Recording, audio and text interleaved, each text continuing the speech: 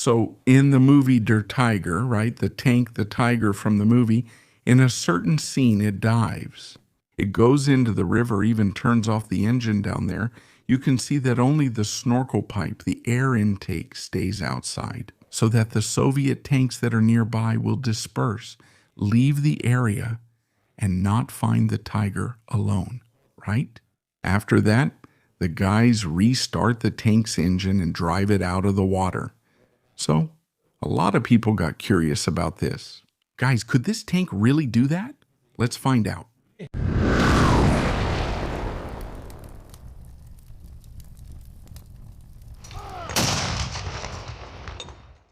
Well, for you to understand this thing about the tiger actually diving, you need to understand how it was made.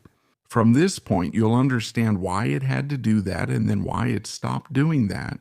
Heavy tanks didn't exist. It's important for us to highlight that. Heavy tanks didn't exist in the German arsenal in 1939 when the war started, right? Except for a few prototypes there, which were used in Norway in 1940, which were actually some oddities, right? They couldn't even be classified as proper heavy tanks. But up to that point, the Germans had light tanks and medium tanks. These tanks were divided into very clear roles. Some of them were meant to support the infantry. Others were designed with the purpose of breaking through enemy lines and directly engaging other tanks. The Panzer IV, the heaviest of them, although it was not conceptually a heavy tank, had a large caliber gun, but with a short barrel, which means that this gun had low velocity. So the Panzer IV was actually originally designed to provide support to the infantry, to destroy concrete targets, enemy bunkers, right?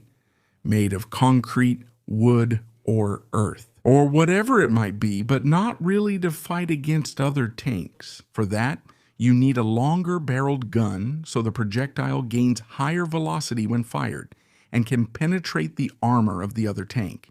So the Germans, already in 1937, started the first designs.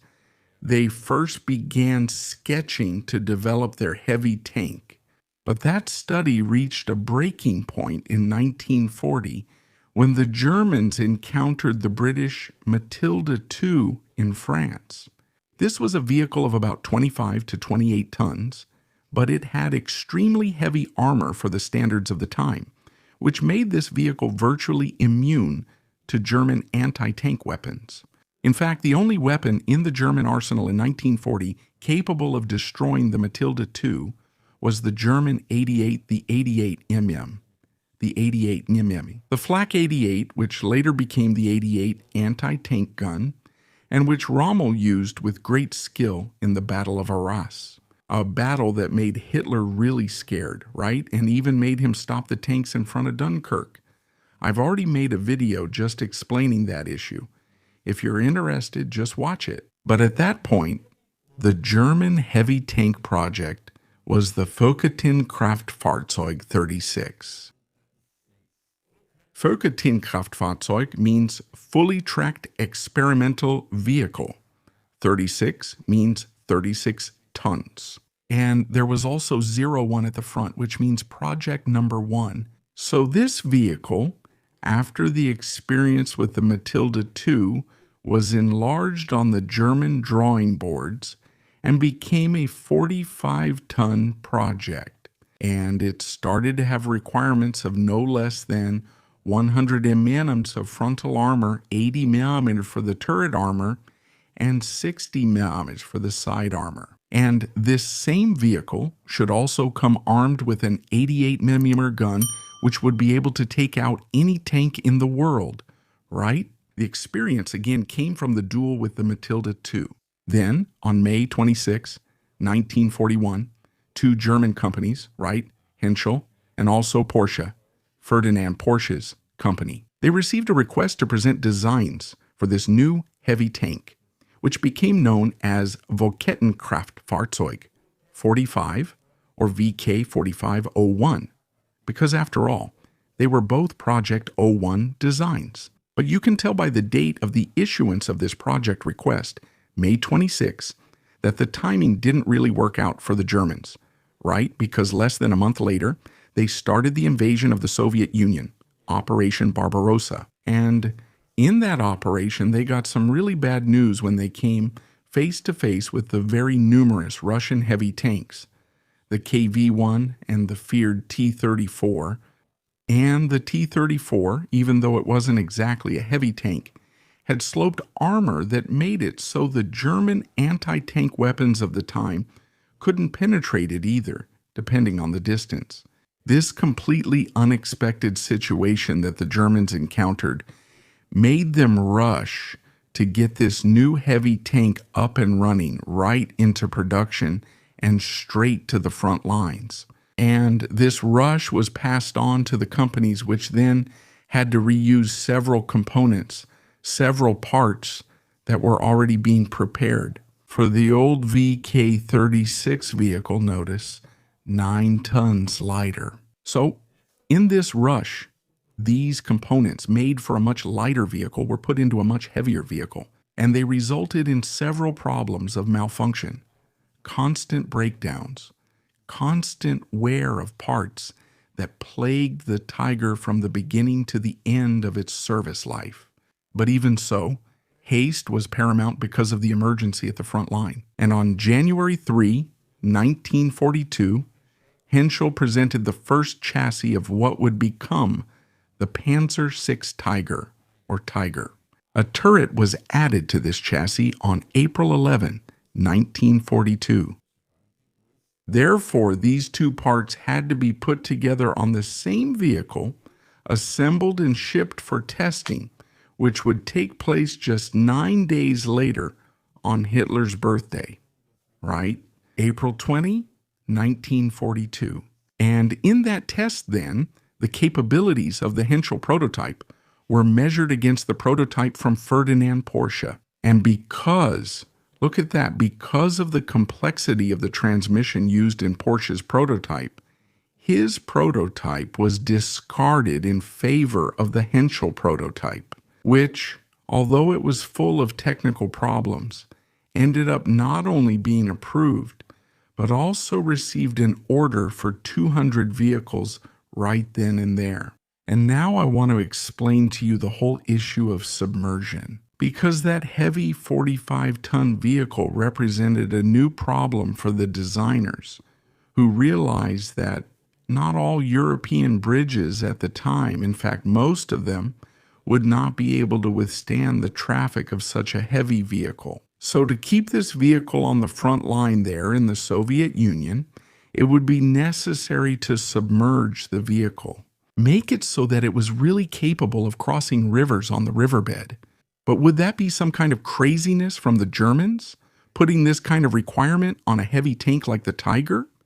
Actually, no, because they had already thought of and carried out a very similar project back in 1940 in the form of the Tauchpanzer III, a variant of the Panzer III that was made to cross bodies of water, to be amphibious, right? To travel completely submerged up to 15 meters deep, to be used precisely during the planned invasion of England, Operation Sea Lion. But even though the tank was tested and passed the tests, right, the tests conducted on the coast of France and the coast of Germany, Operation Sea Lion ended up being canceled by Hitler. And the Tauchpanzer, which already had 168 units produced, ended up simply being distributed to 2 new panzer divisions, the 16th Panzer Division and the 18th Panzer Division, and they started to be used as regular tanks in those 2 units. But in 1941, the Tauchpanzer III ended up being used in its amphibious tank role on the first day of Operation Barbarossa, when they crossed the Bug River completely submerged, and they came out on the other side. What a sight that must have been, huh?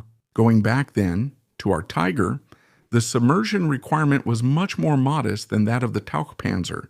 It was only 4.5 meters. But this requirement, although not as innovative as it might seem, ended up having a big impact on the cost and development time of the Tiger, because the vehicle started to have several new pieces of equipment just to carry out this kind of submersion. Look, there was a snorkel, which is that huge metal tube that allowed the vehicle's engine to breathe once it was submerged. The engine compartment was also completely sealed, making it entirely waterproof. The turret of the vehicle for this procedure had to be locked in the forward position. An electric pump was also installed to remove any water that might enter the components during submersion. And there was also a large round seal around the turret ring, which would inflate to seal the turret off from any water ingress. Lastly, cooling and ventilation systems were also installed for underwater operation. In other words, it wasn't easy at all to turn the Tiger into an amphibious vehicle. All this without even mentioning the actual process of adapting the vehicle on the front lines to cross bodies of water like this. The best crews, the most well-trained guys, took at least 30 minutes to make all the modifications. And of course, on the other side of the river, you had to undo everything.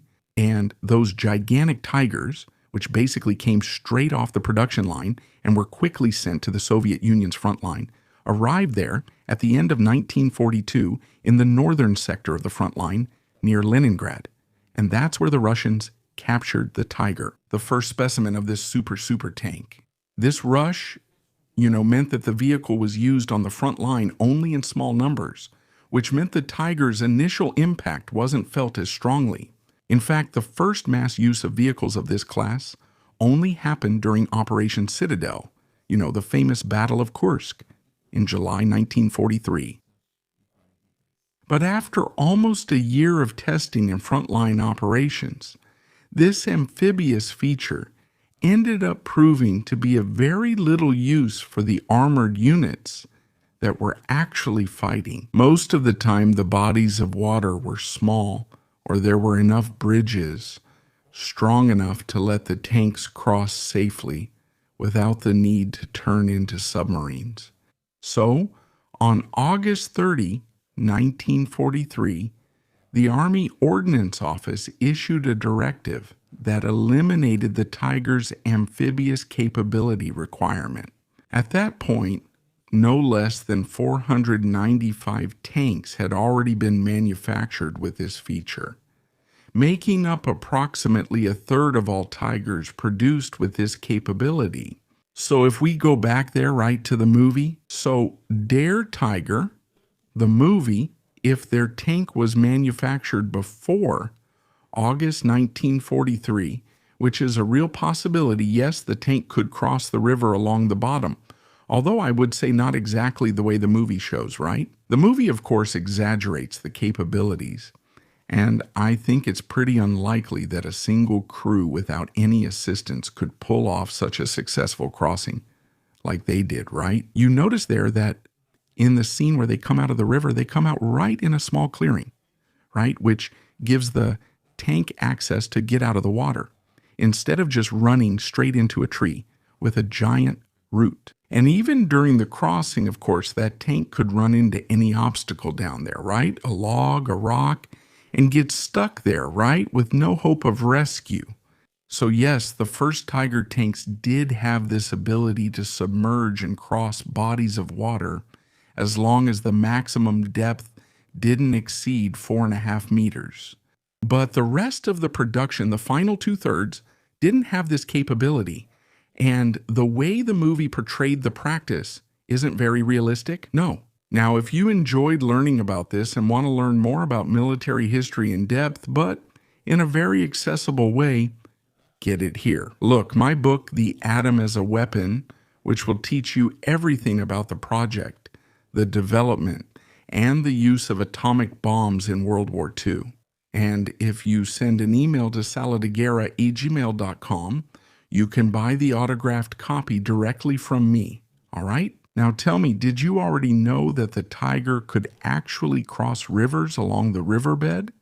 At least the first Tigers? Tell us here in the comments. If you like this video, share it with your friends. But also don't forget to give us a thumbs up, subscribe to Sala de Guerra so you don't miss anything else. I'll stop here. Thank you again for watching, and warm regards from Sala de Guerra.